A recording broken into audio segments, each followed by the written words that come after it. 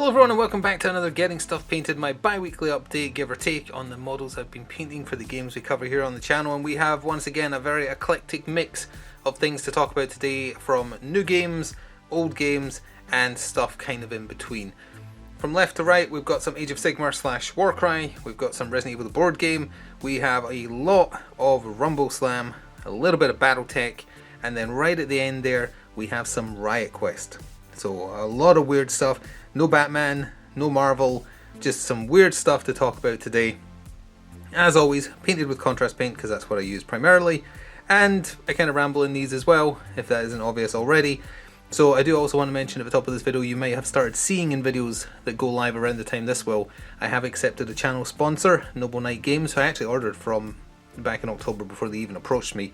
So I know they're legit, even though they're based in America. I know you can order to the UK and there's no problems. So it seemed like a good deal. There is an affiliate link that will be in the description box of videos going forward, and ever so often just a very quick clip in videos.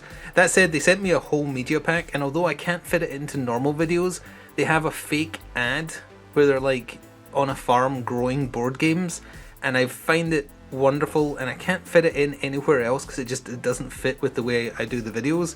So I'm going to put it in here instead of doing any other kind of ad read because I think it's adorable. So please watch that. Consider, if you want to buy anything, going through my affiliate link. That will compensate me if you do so.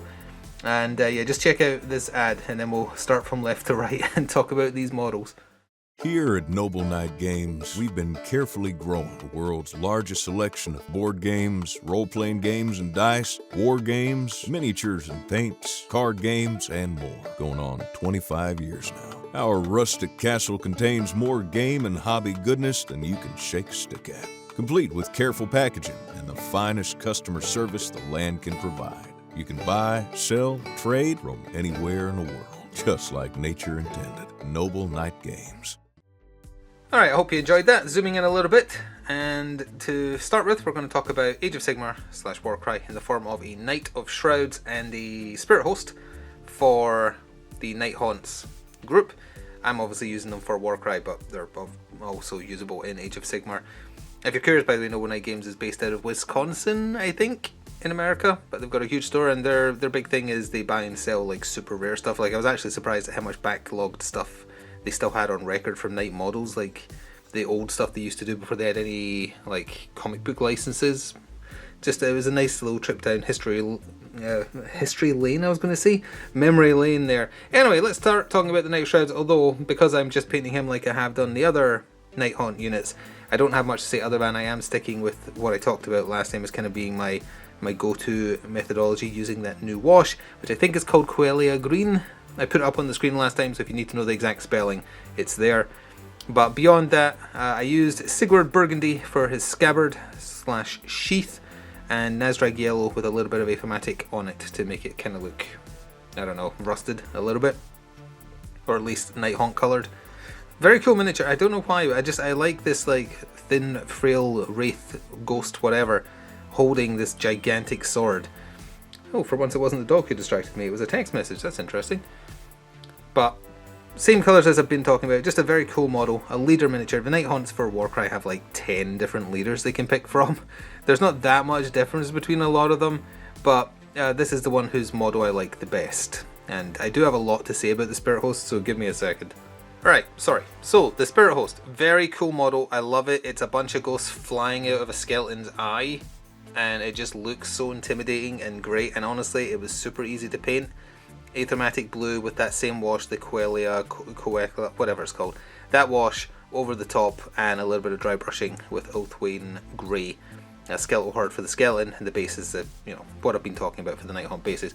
What I wanted to talk about though with the Spirit Haunt base, and I'm sure anyone who's ever got any of these will share the same story, these are an absolute nightmare to put together. It is awful trying to assemble these. The assembly instructions are not particularly helpful. It's on par with a lot of Atomic Mass Games Marvel Crisis Protocol characters who are kind of on like wisps of energy like this, like Scarlet Witch, Storm, Jean Grey, that kind of thing, where the model is off the ground and they're levitating by something like that looks kind of like this, and they don't have proper connection points, or if they do, it's just little indents, and that's what this used. It used little indents Like there's a connection point there, and then there's a connection point there, and that's really all that's holding them against the skeleton, is this main bit here, which the rest connect onto. And you can kind of see the connections there and again there, and they're not all one piece up here either. And also this hand is a separate piece, and if I tap this it would fall off, I'm sure. Like, that is way too thin and flimsy. So you've got to put up with incredibly frustrating assembly. I'm not 100% sure I even did this one right. I think they're a bit too close up here. I think they're meant to be slightly spread out, but once you do it, I think the model looks fantastic. That said, you get 3 of them, and I'm not looking forward to doing the others. I don't need to do the others yet for now. They're worth a lot of points in Warcry, so fitting in 1 is hard enough. But good grief, it reminded me of the worst assemblies for Marvel Crisis Protocol I've done. But at least in this case, like, the model is just, I love it. It's got so much character. It's just, couldn't they have done little, like, actual indentations to slot them in so you knew for sure the angle and position they were to be in? There's not really a reason to offer a little bit of variance about how spread out or close together they are. So a little bit of a whiff there from the assembly wise, but wonderful model. I'm not going to do the other 2 anytime soon, I'm telling you that much. But at some point I will, and as I say, they're super quick and super easy to paint. I just wish the assembly was easier. So from Resident Evil the board game, we have the last model I'm going to be painting for it, which is the Tyrant. The T01, I've forgotten the initial call sign for the Tyrant. Either way, very fun to paint, and I tried to match up his colours again to the 1999 initial release of Resident Evil 1. So for the most part, he is just the Grey Seer base coat that I use for everything, more or less. 99% of things are Grey Seer base coat. The difference is I put Agrat Surshade over some parts, but I put Basilicanum Grey on others, where he's supposed to have like a bit more of a hard formed crust or shell or chitinous armour, I'm not sure. Then it's just Bile Red for his heart. Actually no, Blood Angel's Red for his heart and some of his veins to pick it out. Blood for the Blood God on the base as well. And really it's just the wash doing the work on a very detailed model for all the liquid to form into. That's why the veins look like they're kind of popping out, because the wash sinks in beneath.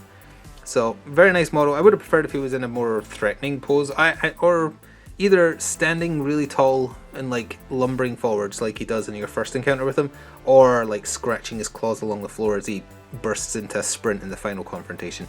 I think the pose could have been better. This is kind of bridging the gap. It's like he's about to break into his like clawing swipe, which is, you know, I can understand why they did it, because you've got to fight him in both instances. Just, it would have looked cooler to me if they'd done something like either him just being super intimidating when you first meet him, but he's slow and weak because he's just waking up, or super fast and dangerous. Although you've got to question why the scientists thought it was a good idea to put his heart on the outside. It seems like an obvious ploy.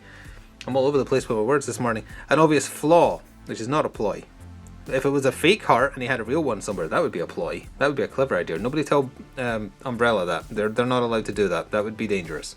So let's go on to what we're mostly talking about this week, because that's what the most models I've painted are from, and is Rumble Slam. We covered 2 last time, the Mummy and the Zombie, which I picked up in Black Friday sales going on about various retailers online in the UK. Most of these are also purchased in the same way. Black Friday is great for that. And I do have a problem that I've discovered with the models for Rumble Slam, and they do the thing, TM, that Modiphius resin does, where you can scrub it, you can wash it, you can leave it soaking, and paint just saps off of it, seeps off of it. It does the thing. And it's got to be a British resin thing, because TT Combat makes, you've got to be careful how you say that one, TT Combat makes Rumble Slam, Modiphius makes Fallout Wasteland Warfare. They're both British based companies, meaning they probably use British based factories. I'm pretty sure neither of them create in China or anything like that. So it's got to be something to do with the resin used here. It has to be. And I was having such a frustrating time with some of these. As I realized they were doing it, I compensated a little bit. I made very sure I was getting full coverage with the base coat, or as close as I could. But it also peels off really easy. I'm not going to demonstrate because I don't want to wreck any of them, but if I was even just to like rub my nail a little bit on any of these, it would go down to the resin layer, which is a little strange.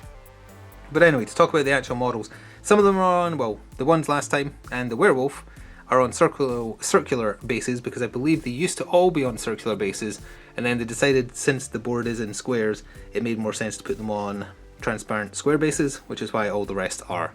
But the werewolf, he was the one who I did, and then immediately was like, oh no, it's doing the thing. Basilicanum Grey, Luxian Purple, and non-oil. That's basically it. The hair is just non-oil over the base coat. Not much to say about him. He is a heavy for the same faction, the Rolling Bones, I believe. But then we have these three, which are actually from the Rumble Slam starter box. They're kind of like the boring human team, which is made up of humans, halflings, and ogres. So we have 2 humans and an ogre. They're basically just dudes of varying sizes. So it's a lot of Guilliman flesh, some Talassar blue, and that's about it. So they're not particularly interesting to talk about. So I don't really need to say much about them other than the colours I just covered.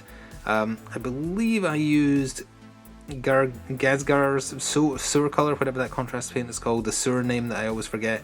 That's what I used for his gloves, and also the ogre's boots and gloves as well. Fun detailed models, as I say. I wish they just didn't do the thing. Hopefully that is going to come into focus. Yes, there we go. And if they didn't do the thing, it'd be fantastic. It'd be wonderful to work with, because as I say, they are very detailed, and contrast works well with very detailed models. But when they do the thing, it becomes a frustration at times. So it has to be a British Resin thing. It has to be. To do it to the, like, I've had it happen a little bit, like the Battletech miniatures, for instance. They do it a little bit, but nowhere near as bad as any of the TT Combat or Modiphius Resin. But the stuff that I actually talk about is the fun star players, who are parodies of real or fictional people. So we have Gunn, who's obviously a Hulk Hogan parody. I choose to believe that Chuck here is actually just like jacked Krusty the Clown. I'm not sure who he is supposed to be beyond that, maybe Bozo the Clown. Then we have Granite, he's just a rock. He's a rock troll. Then we have Gobba, which is a Yoda parody. He actually does do, like, he's got a force lift dropped turnbuckle move, and he has a passive, I think, called There Is No Try. You know, they're wearing their influences on their sleeves with these silly wrestlers. For Hogan, I used the Hulk Green, that is now forever called Hulk Green in my vernacular, and Yandin Yellow for the yellow parts. He isn't actually wearing knee pads, but to make it look more like Hulk Hogan's like classic 90s costume, I picked those out with Bal Red just to complete the look of what they're going for here. And yes, he's a horrible person, but that is clearly who this is a parody of, so I wanted it to match up more.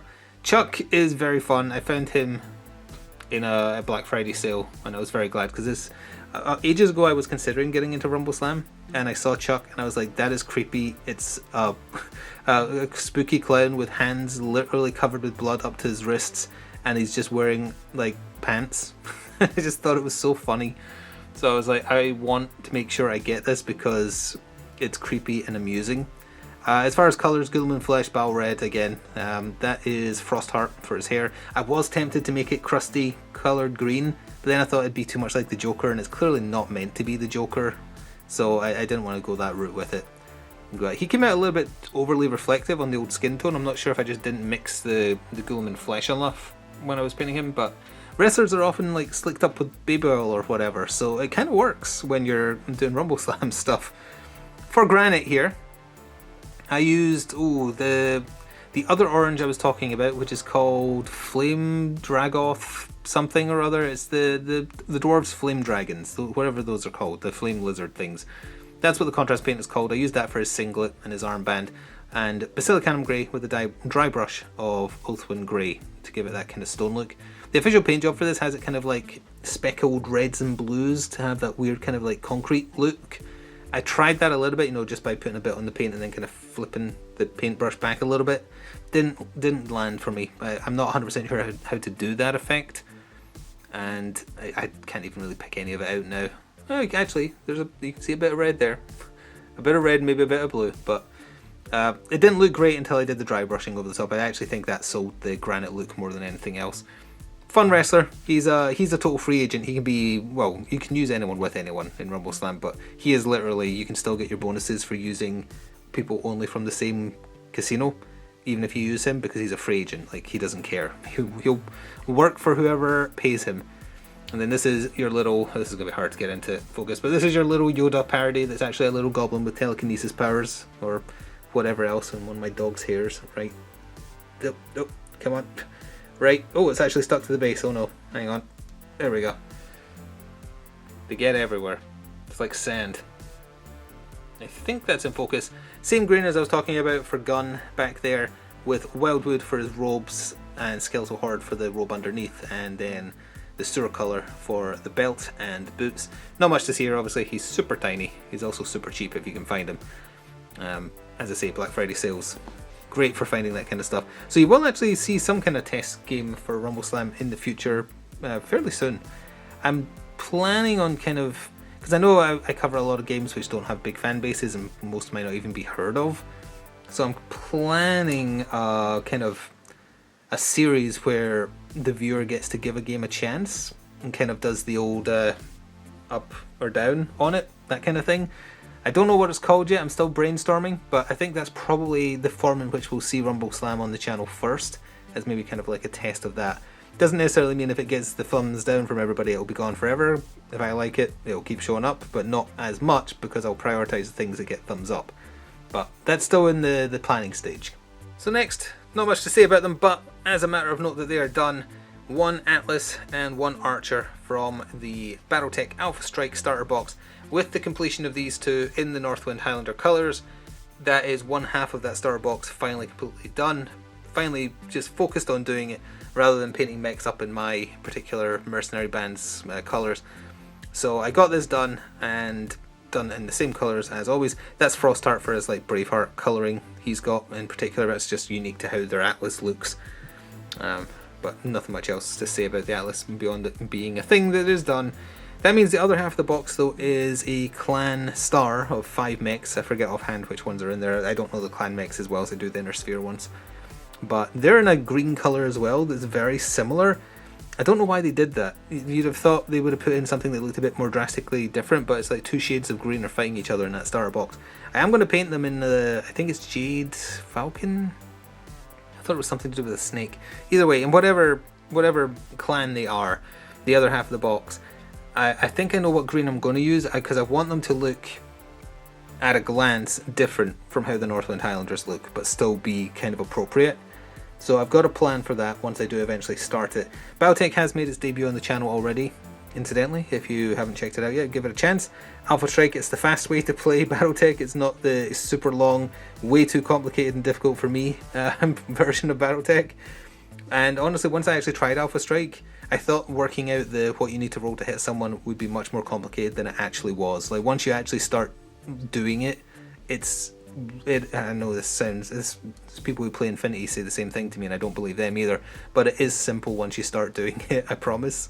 So last but not least, you have my friend to blame for this, and also Black Friday in general, just for Riot Quest, which was a sort of failed game by Privateer Press, kind of like an alternative telling of the War Machine universe. I don't know much about that side of things, but it kind of launched, I think it launched in 2019, so it kind of hit when the pandemic did, which probably didn't super help it as kind of getting out there when all the flagship gaming stores, or I say flagship, but people say friendly gaming stores, closed down. But I did almost go in on it because I like these kind of, I mean, I don't like MOBA video games, but that kind of like arena shooter feel, like Overwatch back in the day, that kind of stuff I did like. And I'm interested in games which kind of try and emulate that feeling. Like these Riot Quest, and there's others that they're compared to MOBAs. I honestly think arena shooter or hero shooter is probably more accurate in the way they play. To me personally, I don't think they play like MOBAs at all, but that's personal preference. So anyway, I picked up the starter box and a bunch of other stuff, again in Black Friday sales, and I've been painting up. My friend actually bought a bunch of Riot Quest stuff off of his friend, and that reminded me it existed, because this is another game I looked at a while back and talked myself out of because I was like, no one's going to watch it, so why bother? Well, I bothered because it was cheap and I wanted to. That's why I bothered. So we have Bamfist, Balthazar Bamfist, and Associate, whose name I don't remember, and I found these are metal, incidentally. These are completely super heavy metal, And I was having a real problem with my super glue working on these for some reason. I think I need to use a different brand for these old metal models. I like how Banfist turned out, and I like the model in general. He reminds me of Doomfist from Overwatch. Obviously, Doomfist isn't a dwarf, but the fist itself he's got here, just one giant fist, it just kind of reminds me of that. In fact, there is actually a bling fist version of Balthazar here, and it is very reminiscent of a skin that Doomfist has in Overwatch. It's just like all blinged out with like gold and fancy looking stuff. But in terms of colours, Bal Red, Guilliman Flesh. For the hair, that's just the base coat with the Briar Queen Chill, or the other one, whichever one is the blue tint just on top of it, and some Nazrag Yellow on top of silver for the parts that kind of look almost bronzish actually. That's my preferred way to make Nazrag Yellow work now, is to do it on top of silver and then to tone it down with non-oil. And I do apologise, these smaller models have a heck of a time staying in focus, and I'm not looking at the viewfinder when I'm rambling because I'm thinking about what to say. For the base, I used that same AK texture paint I talked about and just did Rattling Grime over the top. I wasn't really sure what else to do for the bases really. This lady, as I say, this is the one I was having a lot of problems with because her arms are so thin, so I was having real troubles getting the super glue to stay. I don't think she's as detailed. She feels to me like a bit of a weaker sculpt, but that's again personal opinion. For her, I used Mantis, no, not Mantis Warrior Green, that's the Hulk one. I used Striking Scorpion Green, that's the one. And then I put Warp Lightning over the top because it wasn't dark enough to match up to the official paint job. Snakebite Leather for the leather parts, Guilliman Flesh, Lead Belcher Silver, and a wash, and then a tiny bit of red for the lipstick, which I lucked out on and actually looks kind of okay. It's like it's a total like flip a coin when I attempt to put lipstick on female miniatures as to whether or not it's going to look great or if it's going to look like the Joker. And if I'm painting the Joker, that's fine that it ends up looking like the Joker. But if it's not the Joker, you want it to just be just subtle enough. And considering I don't have a steady hand, I'm kind of pleased. She reminds me of I can't remember the celebrity's name, but her face looks so much like someone. And I wish I could remember offhand, but no. It will come to me probably 5 minutes after I press stop recording, because that's how these things go. And that is going to do it for another painting update. I hope you enjoyed. I hope this inspires you to get your Pile of Grey Shame painted. Next time, there will definitely be a couple of Nurgle units for Warcry, because I'm painting those up at the minute to get them on the table again to run alongside the Harbinger and all those. Nurgle models are just so fun to paint. So there's definitely going to be a couple of them. This is the last of Resident Evil miniatures you'll see for the foreseeable future, because the board game recording is actually done at this point. So it'll be going. I've cleared my table, so I'm actually in the process of clearing my tables just off of the camera to the left there. Now that I've finished talking about the Tyrant, he's going back in the box and is getting tidied away, which means I have some free table space again to use for something else. And I won't have to keep on tearing down and putting up the same 3x3 table for literally everything else, which is good. As for other painting stuff, there is some Rumble Slam on the table just waiting, and also I do have some mechs waiting, but that's going to be a lower priority. I have the other Riot Quest models from the starter box to get through. The thing with Riot Quest, you probably won't see that for a little while because you need at least 10 models painted before you can play it. You only use 4 at a time, but you need to have a backup for each side, so it will be a little bit. Rumble Slam you should see sooner, because there is actually enough models painted with what you've seen last time and now that it can be run if both sides have 1-star player. So kind of looking forward to playing that. I also picked up the MDF ring that TT Combat makes for Rumble Slam, because again it was in a Black Friday sale, it was super cheap, so I'm going to get that finished first. If I decide to paint that first, it might be a bit longer, and I think it will look better. I want it to have a good first impression, because that matters a lot. Anyway, thank you very much for watching. Again, I do have a sponsor now, and if you plan to buy anything from Noble Knight Games, consider going through my affiliate link. It'll be in the description box for videos. It's on the community tab. And just if you need to know it, if you're ever on my Twitch stream or in my Discord, there's a command for it as well. Because that way you can support me without having to give me something directly. If it's something you're going to buy anyway, you just send me a little bit at the back end by purchasing via that link. That would help me out a lot. So thank you for that in advance if you do it. And other than that, enjoy the rest of your day, and I'll see you in 2 weeks for about... I messed up my sentence again. I'll see you in 2 weeks for about another update, is what I was going to say. I'll see you in about 2 weeks for another update. There we go. Got it right on the second try. Ta for now.